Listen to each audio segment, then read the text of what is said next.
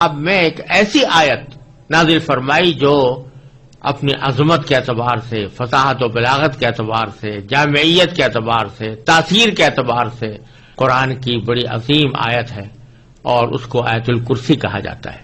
اور اس میں یہ بات بھی صراحت کے ساتھ کہہ دی گئی ہے کہ اللہ تعالیٰ کی بارگاہ میں کسی کی سفارش نہیں چلتی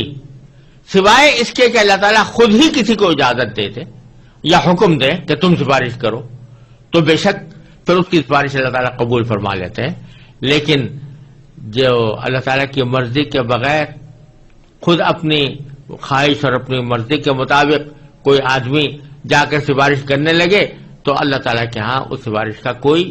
مقام نہیں، اور نہ اللہ تعالیٰ کے ہاں وہ چل سکتی ہے، نہ ایسا کوئی شخص سفارش کر سکتا ہے اللہ تعالیٰ کے اذن کے بغیر۔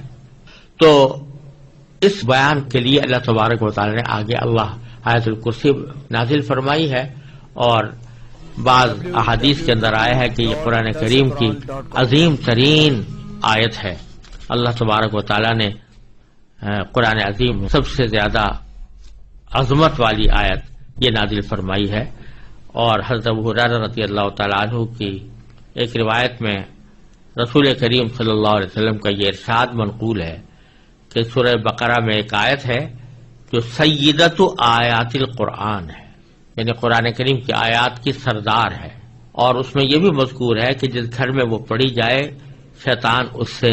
نکل جاتا ہے۔ اور سنن نسائی کی ایک روایت میں ہے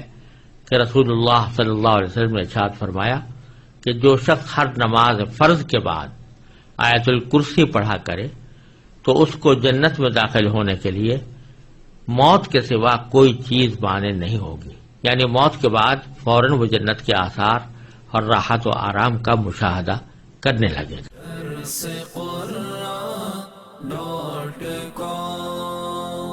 www.darsequran.com